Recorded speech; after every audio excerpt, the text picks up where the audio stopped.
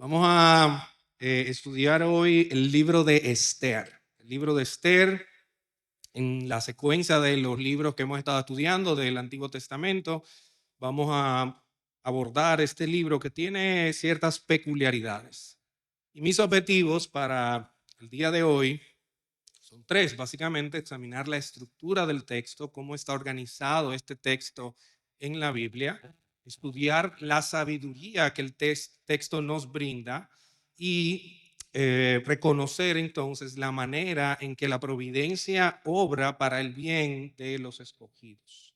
¿Quiénes han leído el libro de Esther? Ya me dijo don Fausto que ayer se puso y desde que se enteró que era Esther, se puso a leer el libro de Esther.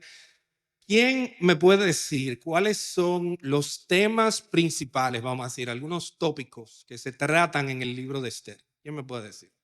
La liberación del pueblo judío, ¿ok? ¿Qué más? La elección de Esther, ¿ok? Esa es la historia del libro, ¿verdad? La unidad de Esther y Mardoqueo, la destrucción de Basti, ¿ok? ¿Qué otras cosas? Temas, tópicos, no de hechos de cosas que se narraron, sino temas, vamos a decir, teológicos que se traten en el libro de Esther, que nosotros podemos sacar de ahí enseñanzas. Mardoqueo y Esther fueron dirigidos por Dios. ¿Okay? ¿Cómo llamamos eso en términos teológicos? Cuando Dios está orquestando todas las cosas que suceden alrededor nuestro. Propósito, a nivel teológico, ¿cómo le llamamos? La soberanía de Dios y la providencia de Dios. El libro de Esther realmente, el primer propósito, vamos a decir, es para justificar o explicar la fiesta de Purim. Es una fiesta que tiene el pueblo judío y ellos, la razón de ser de esta fiesta es la liberación del pueblo en este escenario, en esta historia de Esther, y por eso ellos celebran Purim, y entonces el libro existe mayormente para explicar eso, de dónde viene esta fiesta. Pero hay otros temas que se tratan, ¿verdad? Como acaban de decir, la providencia es algo muy claro y evidente en el libro, o sea, las cosas que van pasando allí. Se habla acerca de la ira, ustedes van viendo personas que tienen exabruptos, tienen problemas de ira, otros que controlan, ¿verdad? Sus emociones. Se habla acerca de la hermosura y la gracia, esto es un tema que se toca aquí también. Se habla acerca de la sabiduría. El libro, de hecho, en el canon hebreo se sitúa luego de los libros de sabiduría, y parte de esto es porque eh, en el libro se ejemplifican aspectos, proverbios, principios de sabiduría. Entonces, algunos inclusive dicen que es más un texto de sabiduría que una historia narrada. La soberanía de Dios, hablamos de eso, Dios está en control de todas las cosas, no solamente Él guía lo que va sucediendo, sino que Él controla todas las cosas. Y se habla de la justicia o la reivindicación de las personas a quien le han hecho mal. Hay ciertos motivos también que nosotros vemos en este texto. Motivos quiere decir cosas que se repiten o que son recurrentes, que ustedes lo ven que salen aquí y allá, como que le van dando cierto carácter al libro. El tema de los judíos y gentiles, la nacionalidad es un aspecto importante aquí, donde se distingue pues los persas por un lado, los amalecitas por otro lado, los judíos, todos tienen como una serie de intención y un propósito, y las nacionalidades aquí se ven claro en el libro, y sobre todo esa diferencia entre los que son judíos y los que no, que es algo que sucede en muchos de los libros del Antiguo Testamento, pero aquí juega un rol importante. El tema de los banquetes y ayuno. Fíjense en el libro cómo hay personas que hacen banquetes y se ven muchos banquetes porque al rey Asuero parece que le gustaba mucho esto. Y hay el contraste con los judíos que hacen ayuno y en el momento en que ellos hacen ayuno. Eso también es uno de los motivos de este libro. Hay ciertos contrastes e ironías entre los justos y los injustos, eso que yo hablaba de los banquetes y el ayuno, lo que sucede con la historia, ¿verdad? De cómo hay un twist, un giro a la historia que se da, donde Amán tenía una intención para algo y luego entonces eso cambia y resulta otra cosa. O sea, hay ciertos contrastes y hay una cierta ironía que sucede aquí que es importante. Y el tema de las leyes y los decretos también es un motivo. Ustedes ven cómo hay una ley, hay un aspecto que se va viendo de cómo se rige el pueblo persa y cuáles son las leyes también que rigen al pueblo judío. Entonces, todo esto son cosas, motivos que se van viendo, que si uno los va analizando, va dándose cuenta de la idea central del... tenemos también personajes que tenemos en el libro. Y hay 4 personajes principales, podemos decir, que se mencionan en el libro. El primero es, pues, el rey Asuero.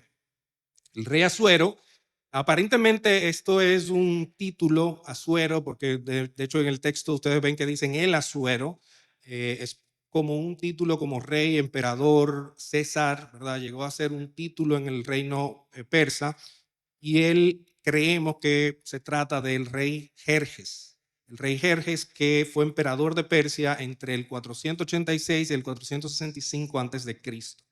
Lo que se nos dice acerca de este rey es que es borracho, es un poco impulsivo y un poco simple. Él se deja llevar de cualquiera. Ustedes lo van a ver ahí, que él se mueve para un lado, para el otro. Hay cierta como ambigüedad en él, tanto moral como de intención. Él no es una persona que está firme hacia un lado o hacia el otro. En un momento él favorece a Amán, en un momento favorece a Esther y a Mardoqueo. Este es el reinado que tiene Asuero. Fíjense que va desde Etiopía, nos dice el texto, desde Etiopía hasta la India.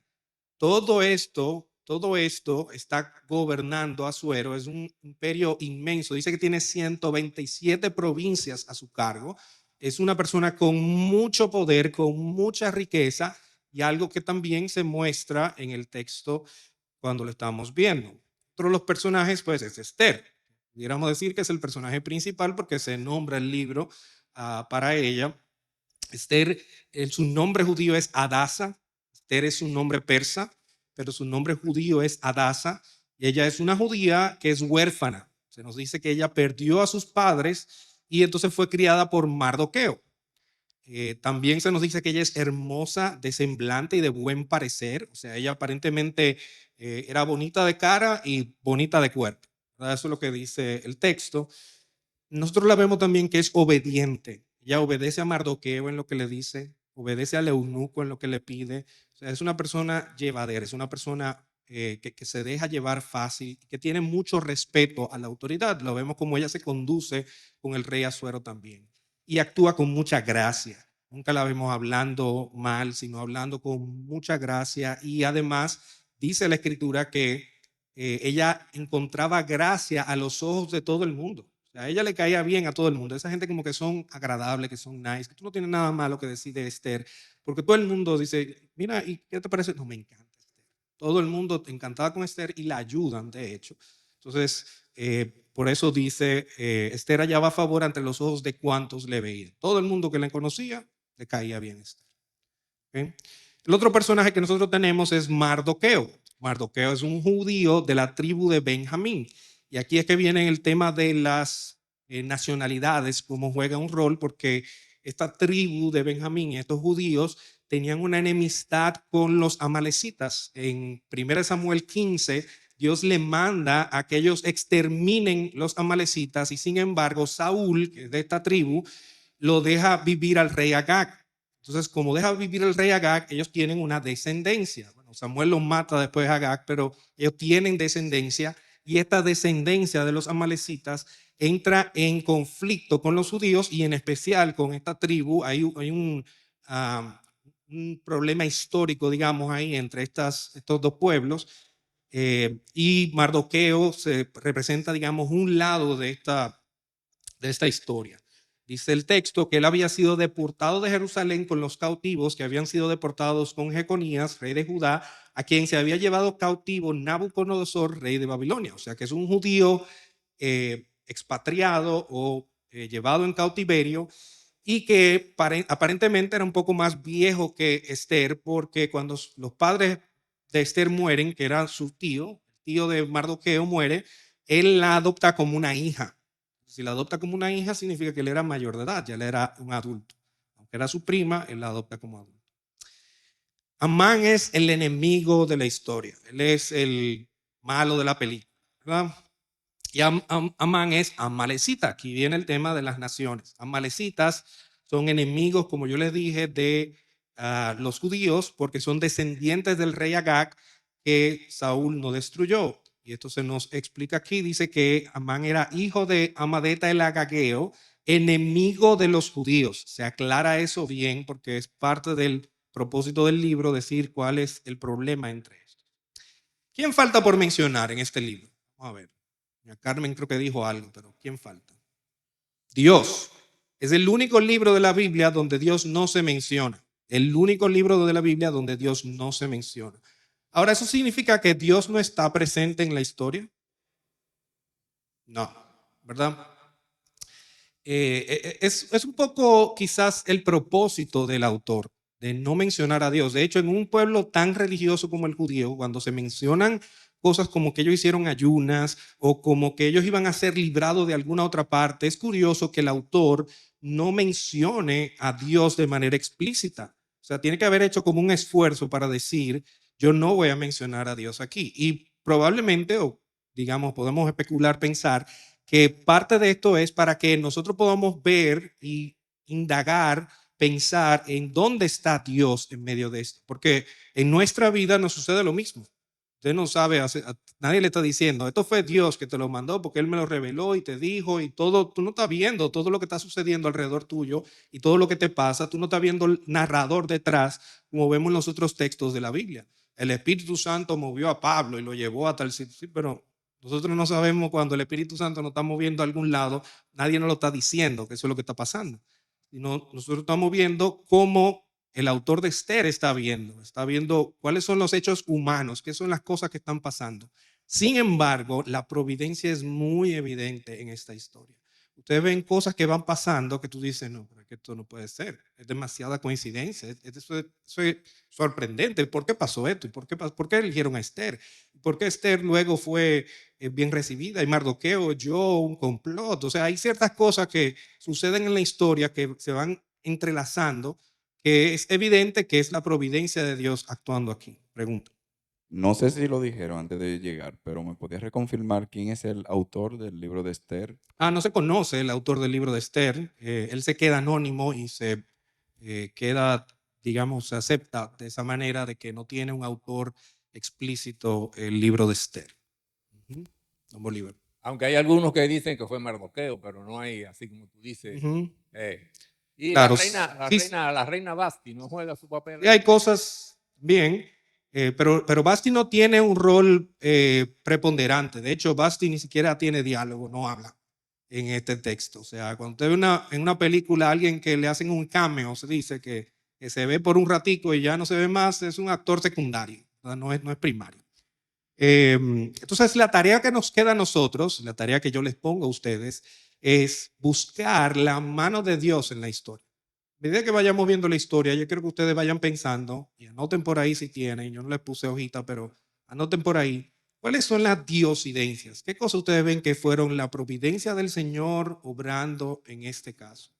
Y vamos a ver entonces el libro. La estructura del libro es una narración, tiene, ¿verdad? Una parte donde se va construyendo, se va llegando a un clímax y luego tiene un desenlace, ¿verdad? Entonces, aquí resulta que tenemos ciertos paralelismos en el texto, es un poco de estructura quiasmática donde uno ve esas escenas que son similares. Por ejemplo, uno ve cómo se habla de la grandeza de Asuero y se habla por otro lado la grandeza de Mardoqueo. Se habla de cómo se exalta a Amán y luego cómo se exalta a Mardoqueo. Entonces uno va viendo estas cosas que van sucediendo en paralelo y en el medio, pues este giro que se le da a la historia para pasar de el pueblo de Israel en peligro, que es lo que va haciendo la trama de la historia, y luego el desenlace es como el pueblo de Israel es librado y exaltado. Entonces, pero se ven que hay como estas escenas paralelas entre sí. Vamos a ver entonces, en primer lugar, esa grandeza de Asuero. Fíjense que Asuero, yo le decía que era un borracho, es un individuo que le gusta la fiesta. Él hizo una fiesta de 180 días, son 6 meses de fiesta. Él tomó los príncipes, los oficiales del reino, hizo una fiesta de 180 días. Y al final de esos 180 días, él no quedó conforme con eso y dijo, vamos a hacer ahora una fiesta de 7 días para todos los que están en la fortaleza de Susa, que es donde ocurre todo esto, la capital del imperio persa. Vamos a hacer una fiesta para el pueblo. Vamos a hacer una fiesta donde todo el mundo pueda beber si quiere. Y lo especifica de esa manera. Y es en ese momento en que Asuero, un poco quizás contento, manda a llamar a Vasti. Él estaba haciendo su banquete y Vasti hizo su banquete aparte para las mujeres. Ella estaba en otro lado y él la manda a llamar y Vasti se rehúsa. No sabemos por qué se rehúsa Vasti. No sabemos si lo que él le estaba pidiendo era quizás algo inmoral. Hay autores que especulan sobre esto, pero la realidad es que no se sabe y Vasti se rehúsa ir donde está Asuero. Y Asuero quería mostrarla para que todo el mundo viera su belleza. Entonces él se ofende de por qué Vasti rehúsa, desobedece al rey. O sea, le está hablando no solamente a su esposo, es el rey que le está mandando a llamar y ella dice que no va a ir. Y entonces inmediatamente empieza un proceso para destituir a Vasti como reina y nombrar otra persona que el rey considere más digna. Entonces, esto es lo que sucede y hacen un concurso de belleza. Pero ese concurso de belleza no era como los concursos de belleza que nosotros tenemos ahora, que pudieran parecernos un poco más suave, aunque los concursos de belleza ahora tampoco son muy ingenuos, pero este concurso de belleza incluía buscar de todas las provincias que él tenía vírgenes hermosas que pudieran agradar al rey. Y lo que hacían era que la ponían en un harén de vírgenes. Y el rey no era que había una pasarela donde él iba viendo y la veía, probablemente él la probaba primero. Y la que él le gustaba, entonces él se quedaba con ella. Dice que Esther fue llevada ahí. No fue necesariamente de manera voluntaria que ella participó, sino que ella la llevaron, la fueron y la buscaron y la pusieron ahí. Y Mardoqueo le dio un consejo y ella se lleva de consejo porque ella es obediente, ella seguía del consejo. Mardoqueo le dijo, no digas que tú eres judía, ve, participa, no digas que tú eres judía. Y ella hizo exactamente así. Cuando ella llega al harén, ella encuentra el favor del eunuco que está allí. Y el eunuco le da comida, le da condimentos, le da especias, le da cosas que ella puede usar para embellecerse, porque había un periodo de embellecimiento. Y ella entonces pasa por eso y es privilegiada. De hecho, hasta le buscan sirvientas. Dice que le buscaron 7 sirvientas para que estuvieran con ella. Entonces ella tenía, vamos a decir, ventaja frente a las otras en este sentido. Y cuando ella se presenta ante el rey, también este eunuco le da un consejo y le dice cómo debe comportarse frente al rey.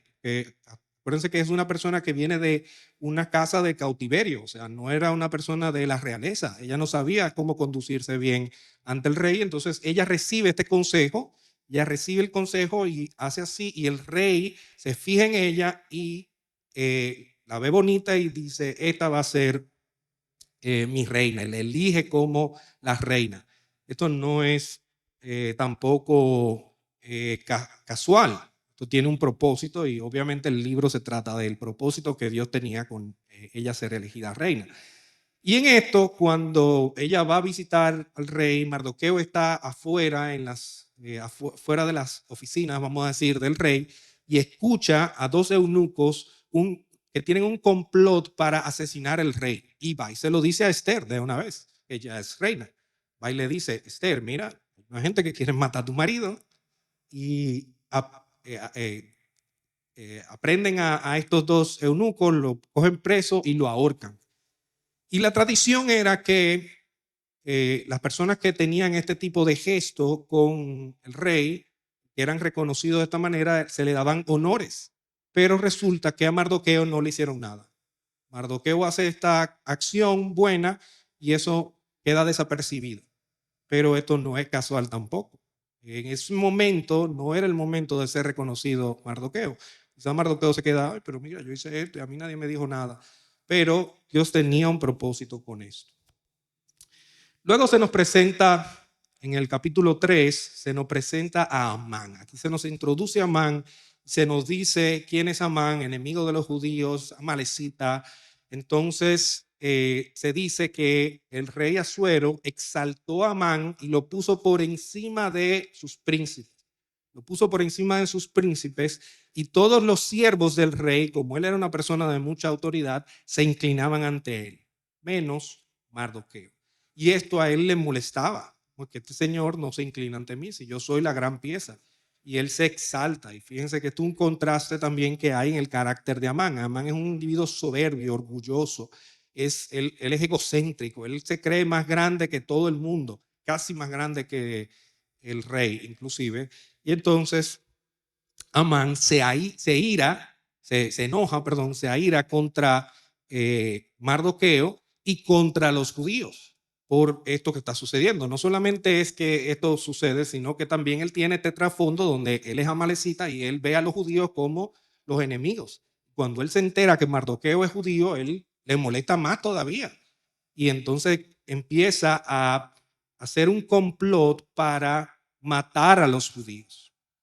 Entonces él lo que hace es, cuando él decide que va a matar a los judíos, él echa suerte para ver cuándo va a ocurrir esa matanza de los judíos. Y la palabra hebrea para suerte aquí es pur. Y ahí es que viene el tema de lo que yo les comentaba del Purim, ¿verdad? Es la suerte que fue echada sobre los judíos y se determina que ellos estaban en el mes 1 y se determina que iban a ser ejecutados en el mes 12. Pero todavía esto no es ley, esa es la intención que tiene Amán. Entonces Amán habla con el rey y le dice al rey, mira, hay un pueblo que no sigue tus leyes, no sigue las leyes de Persia. Y fíjense que las leyes eran importantísimas en este tema.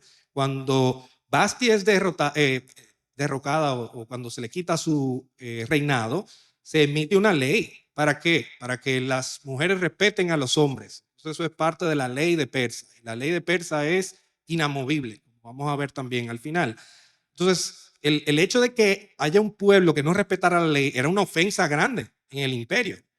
Pero Amán, ¿qué estaba haciendo? Amán estaba tomando un problema personal y se lo estaba poniendo a Asuero como que era un problema de Estado, de la nación.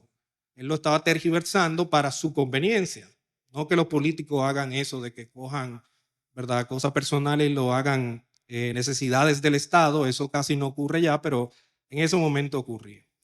Y entonces él no solamente habla con el rey y le dice eso, sino que le ofrece dinero. Dice, mira, yo por honor al rey no estoy dispuesto a pagar. Yo estoy dispuesto a pagar por esto y a comprar leyes. Eso tampoco ocurre en nuestros días que se hace eso, ¿verdad? Entonces luego se da el decreto a Asuero, que es un individuo bastante simple, le da el anillo del rey para que él haga el decreto y lo selle a nombre del rey. Y haga lo que usted quiera, Amán, esto es suyo aquí.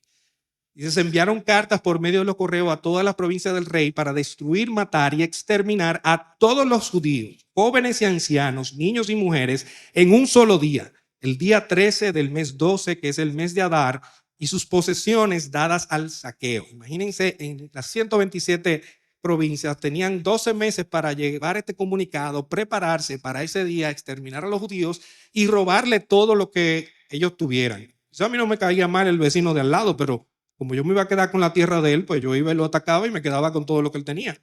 Entonces era un incentivo para ellos ser exterminados. Entonces fíjense que el pueblo de Israel ahora mismo está en riesgo y está en cuenta regresiva. O sea, este enemigo de Dios va a eliminar por completo al pueblo de Dios. Y imagínense lo que debe estar pasando por la cabeza de los judíos en ese momento y en especial de Mardoqueo. Por eso Mardoqueo, cuando se entera de eso, dice que rasgó sus vestidos y se congojó, se puso triste. ¿Por qué? Porque quizá él pensó, bueno, Amán está haciendo eso porque yo no me incliné ante él, quizá él sentía algún tipo de culpa, pero también él veía a su pueblo cómo iba a sufrir, ya no solamente porque era cautivo, sino que ahora iban a ser exterminados completamente. Ellos estaban en un imperio que ellos no tenían ningún tipo de poder per se, porque Esther era reina, pero Esther no mandaba per se. Fíjense cómo se nos da el ejemplo de Basti, que se rehusó a las órdenes del rey y la quitaron del medio. La reina no tenía poder, era la ley y el rey los que tenían poder. Entonces, Mardoqueo lo que hace es que se lo comunica a través de un eunuco a Esther, porque Esther está en el palacio, ella no sabe lo que está pasando, entonces se lo comunica y ellos tienen un diálogo a través de este eunuco, donde Mardoqueo le manda un mensaje, Esther le manda otro mensaje, Mardoqueo le responde y tienen una conversación a través de este eunuco. Y en este capítulo 4 Pues hay quizás un texto que es clave para entender este libro. Del 13 al 14 dice, entonces Mardoqueo les dijo que respondieran a Esther. Esther, él le dice, ve donde el rey y explícale lo que está pasando, porque esto no es bueno lo que está sucediendo, nos van a exterminar a todos. Y Esther le responde y le dice que tú no sabes cómo es eso. O sea, para yo llegar a hablar con el rey, tiene él que llamarme. Y si yo me presento delante de él, o sea, a mí me van a matar a menos que el rey tome su cetro y me lo entregue y diga, está bien, puede venir y puede hablar conmigo. Pero si el rey estaba de mal humor ese día, se la llevaron. Okay, entonces ella está poniendo en riesgo su vida. Y Mardoqueo, cuando ella le da esta explicación, que ella no se está rehusando per se, pero le está diciendo, mira lo que está en riesgo aquí, en mi vida que está peligrando. Dice, Mardoqueo le dijo, no pienses que estando en el palacio del rey, solo tú escaparás entre los judíos, porque si permaneces callada en este tiempo, alivio y liberación vendrán de otro lugar para los judíos.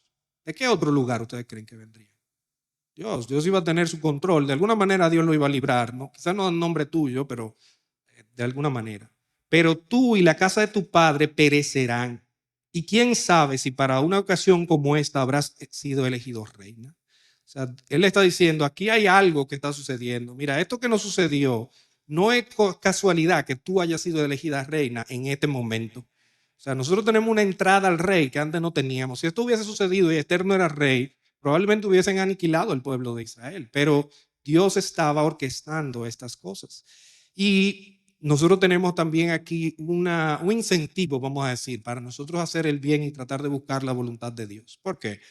Porque Esther podía hacer una de dos cosas. Ella podía participar en la salvación del pueblo o quedarse callada y tratar de preservar su vida, pero no ser utilizada por Dios. Mardoqueo le está diciendo, Dios lo va a hacer contigo o sin ti. Y hermanos, esto aplica para nosotros también. El Señor va a hacer su obra contigo o sin ti. El Señor va a salvar los perdidos contigo o sin ti.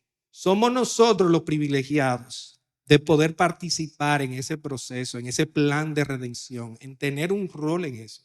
Y fíjense cómo él le dice que tú has sido elegida probablemente para esta situación. Y nosotros vemos por el texto que sí, que ella fue elegida por eso.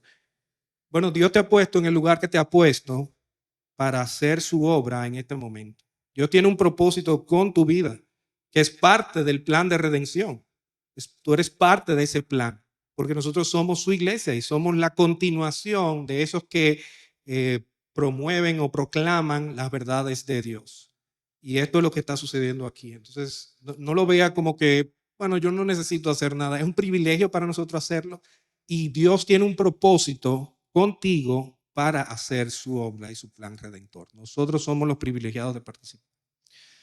Entonces, con eso Esther divisa un plan, ¿verdad? Divisa un plan y dice, bueno, yo voy a ir ante el rey.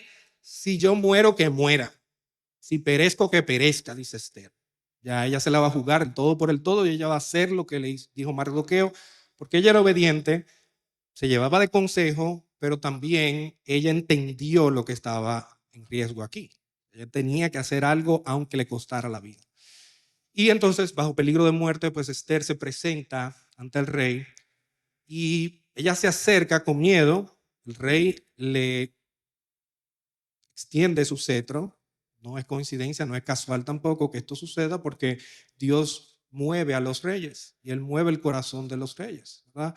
Entonces, él le extiende su cetro, Esther se acerca a él y él le dice, porque la ve como preocupada, le dice, dime, ¿qué es lo que te pasa? ¿Qué es lo que te preocupa?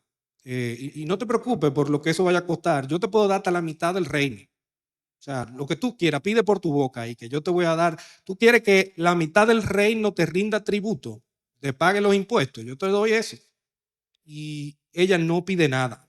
Fíjense aquí un carácter, digamos, de Esther, de humildad, de cuidado que ella tiene. Ella no pide nada, ella simplemente le dice al rey, ella entiende, este no es el momento, y le dice al rey, yo lo que quiero es que tú vayas a un banquete. Ella le había dicho a Mardoqueo, hagan ayuno, y ella misma iba a hacer ayuno por 3 días antes de acercarse al rey. El ayuno es una forma de ellos inclinarse delante de Dios. Pero fíjense que en este ayuno no se menciona a Dios. Esto es parte de lo que yo digo que el autor a propósito deja de mencionar a Dios. Pero ellos hacen ayuno para pedirle a Dios que sea favorable con ella. Pero mientras ella está haciendo el ayuno, ella está organizando un banquete.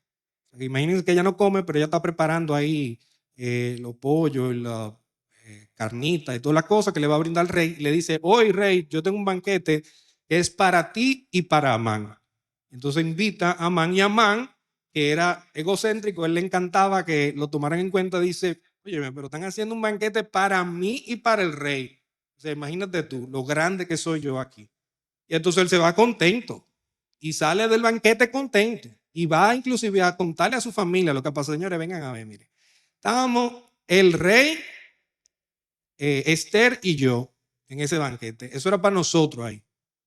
Allí no había de que otro príncipe, otra cosa. Aquí todo el mundo está por debajo de mí. Yo soy lo más grande. Y él va a contarle eso a su familia, pero no deja de, su gozo no es completo porque él todavía tiene ese enojo, ese furor contra Mardoqueo. Aún contándole eso a su familia de todo lo bueno que él le estaba sucediendo, él dice que vino a su mente esa parte de Mardoqueo. Mardoqueo todavía no se inclina ante mí. Y entonces su esposa, cuando lo oye, le dice, pero esto es sencillo.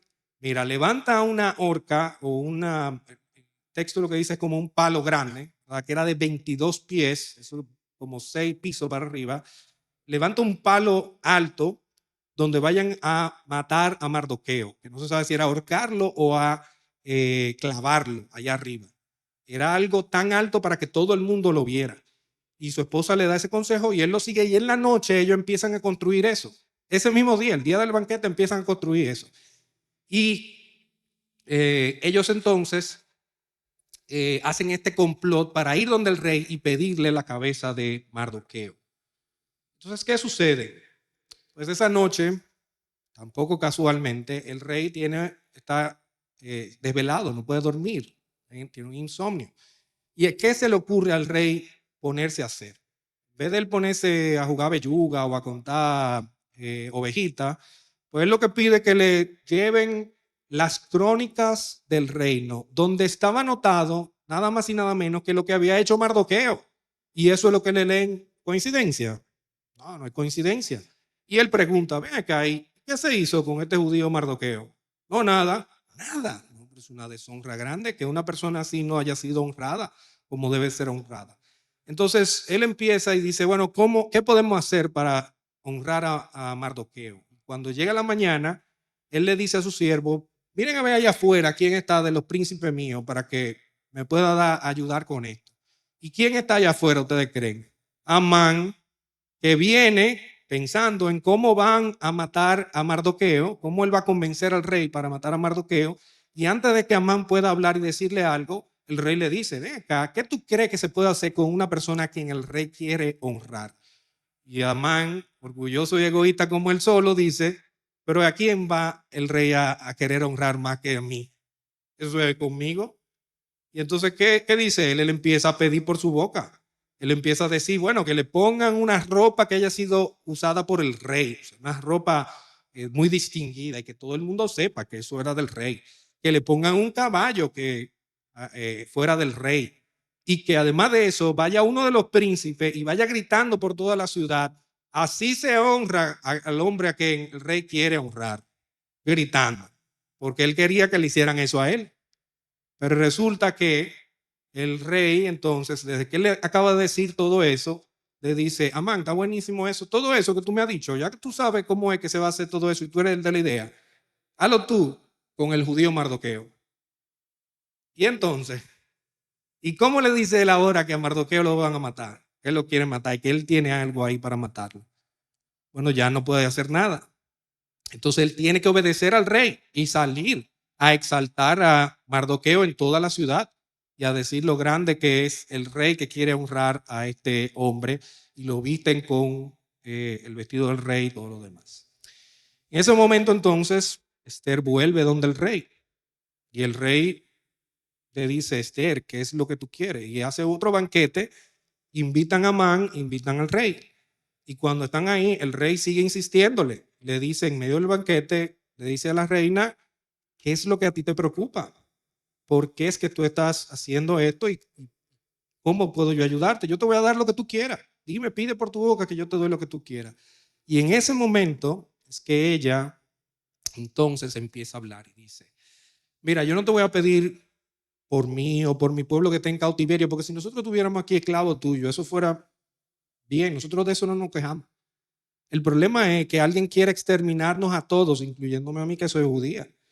Y hay una persona que está haciendo un complot para eliminar a la reina y a los judíos. Y de repente él dice, ¿cómo así? O sea, ¿quién es ese? Y ella dice, míralo ahí, Amán, ese es el hombre.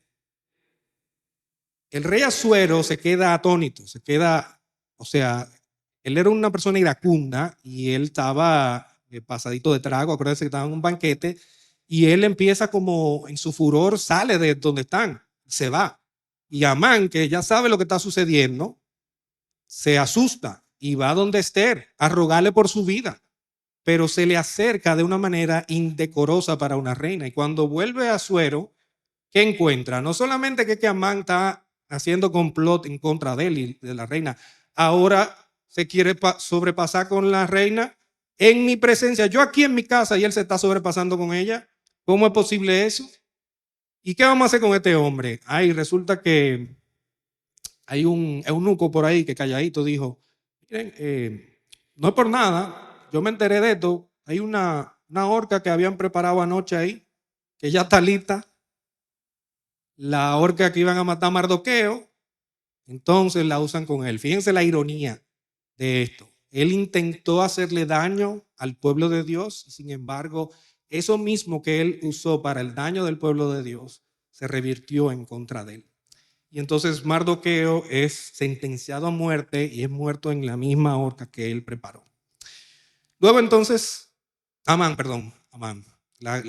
que él preparó para Mardoqueo. Entonces, luego viene un problema porque hay una ley para exterminar a los judíos. El hecho de que se haya muerto Amán no quita esto. Sigue habiendo este problema, sigue teniendo este problema contra los judíos. Entonces Esther va y le dice, mira, pero vamos a revertir esto. Y el rey le dice, no, ese decreto ya está enviado, eso no se puede revertir. Eso no se puede revertir. Ahora, lo que nosotros podemos hacer es hacer un decreto que sea favorable a los judíos y entonces podemos ayudarlos. Y le piden a Mardoqueo que se involucre diciendo lo que va a hacer. Y ahora entonces el rey le da su anillo que le habían quitado a Amán, se lo da a Mardoqueo. Todas las propiedades y los bienes y la familia de Amán se lo dan a Esther. O sea, es el que era asesinado, el que era sentenciado a muerte y era muerto. Todos esos bienes pasaban al emperador. Y el emperador entonces se lo regala a Esther. Y a Mardoqueo entonces también le da un lugar de preeminencia y le da su sello para que ponga ahí decreto, firme usted a nombre mío, que lo que usted diga está bien. Y entonces Mardoqueo, ¿qué hace? Hacen un decreto donde los judíos pueden no solamente defenderse si alguien viene a atacarlos ese día de la exterminación, sino que ellos pueden atacar a sus enemigos y entonces recibir todos los bienes del saqueo. Fíjense, lo que era antes la condenación para el pueblo judío, ahora viene a ser la salvación de ellos, porque no solamente iban a exterminar sus enemigos, sino que iban a tomar todos sus bienes. Entonces la historia da un giro completo a favor del pueblo judío. Ellos que estaban temerosos de que se iban a morir, ahora ya están tranquilos. Bien, en ese caso también, pues Mardoqueo es exaltado por el rey lo reconoce como uno de sus príncipes, lo pone a cargo, le da autoridad y luego entonces se nos habla de la grandeza de Mardoqueo, de cómo Mardoqueo fue parte central de esta salvación del pueblo judío y se nos explica por qué el pueblo judío entonces celebra esta celebración de Purim, que es parte importante del propósito del libro y que al final se nos explica. Eso se celebra porque fuimos librados de Amán. El Señor cambió la suerte a favor de nosotros. ¿Okay? Bien, ¿Cómo se conecta esto con el Evangelio? ¿Cómo creen ustedes? Se conecta esto con el Evangelio. Bueno, aquí hay algunas ideas. Yo le voy a dar la palabra a ver si ustedes piensan esto, pero Dios siempre está en control. ¿Cuáles cosas ustedes me pueden decir que Dios hizo en esta historia, aunque no se menciona el nombre de Dios? ¿Cuáles cosas hizo Dios para favorecer al pueblo judío? ¿Qué piensan ustedes? Le dije que esa era la tarea, ¿verdad? De buscar la mano de Dios obrando en la historia. Esther no llegó a entregar su vida, pero ella estuvo dispuesta a dar su vida para salvar al pueblo. ¿Dónde estuvo la mano de Dios obrando en la historia? La mano de Dios estuvo de principio a fin. Podemos enfocarnos, por ejemplo, la noche que el rey no podía dormir, que le trajeron las crónicas. El insomnio del rey. Y es donde apareció el acto beneficioso para el rey de parte de Mardoqueo. Ese es un ejemplo puntual de la mano de Dios. ¿Dónde más vimos la providencia, Daniel? Yo creo que aparte de lo que pasó en el transcurso, el principio, desde que la reina Basti se negó a ir donde el rey, ya Dios estaba actuando en sus propósitos. El hecho de que destituyeran a Basti fue parte del propósito de Dios. De ahí yo veo que está el propósito de Dios y cómo Dios fue atando cada cabo hasta que se hizo su voluntad.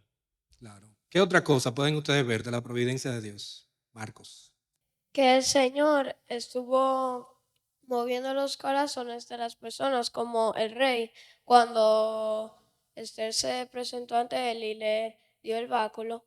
También cuando la reina Basti se negó, que ahí podemos ver que el Señor está moviendo los corazones de los demás para poder hacer su voluntad. Claro, buenísimo. ¿De quién será hijo ese niño?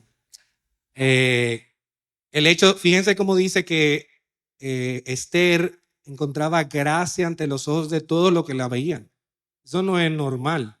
Eso no es como que ella tenía una personalidad tan agradable. Es que Dios estaba moviendo los corazones y estaba guiando para que la favorecieran a ella. Era como que le estaba abriendo el camino, ¿verdad? Para que ella pudiera pasar más fácil.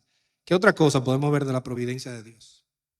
Creo que cuando Mardoqueo estuvo en el lugar, vio a los que estuvieron del complot, se entró del complot contra el rey, eso fue clave. Mardoqueo estuvo en el lugar correcto, en el momento correcto para oír y que no lo detectaran, y luego tenía el enlace, fue donde Esther para decirle, y frustraron ese complot y lo apresaron y lo ahorcaron y se registró.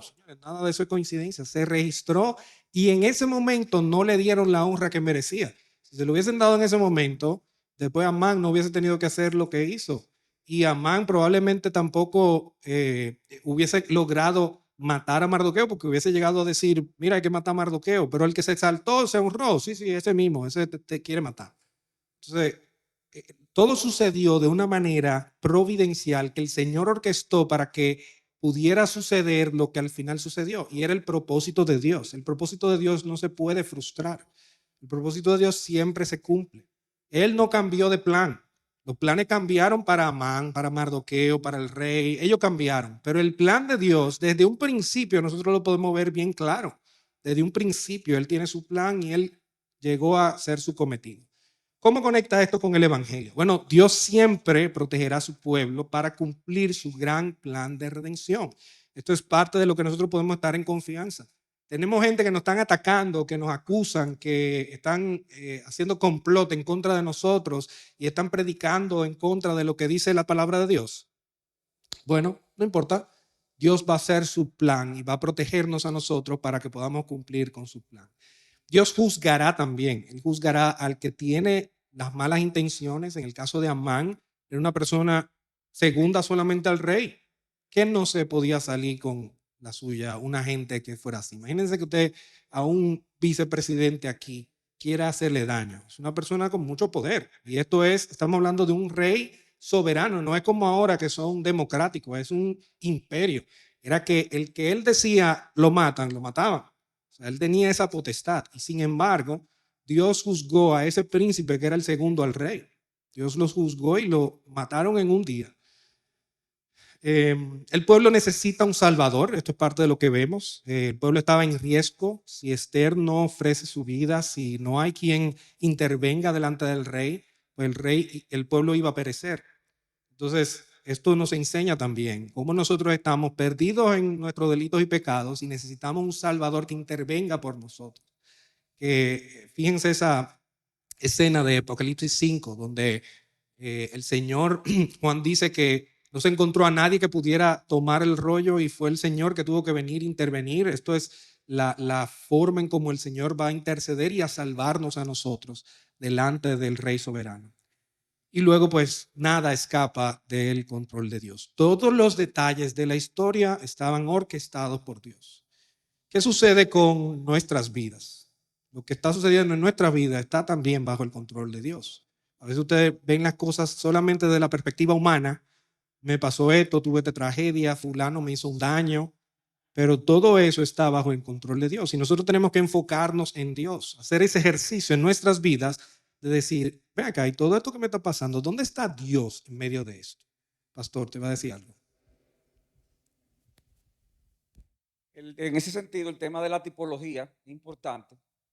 Uno ve en cierta forma a Esther cómo sirve de mediadora, o sea, ella arriesga su vida para salvar al pueblo. No ve algo de la obra de Cristo, pero sobre todo en Mardoqueo. Mardoqueo posiblemente el personaje central de la historia, no es Esther.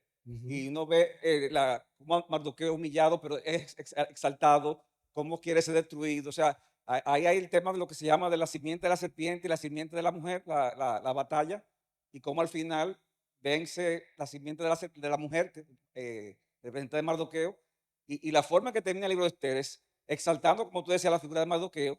Dice que no hubo otro como él que le hizo bien a su pueblo. O sea, de alguna forma Mardoqueo apunta en ese sentido al Señor Jesucristo. O sea, que quería complementar eso. Claro, hay una parte interesante, si ustedes tienen tiempo, después yo le voy a decir porque ya se nos acabó el tiempo, y es cómo se escenifican muchos principios de la escritura de los libros de sabiduría en Esther.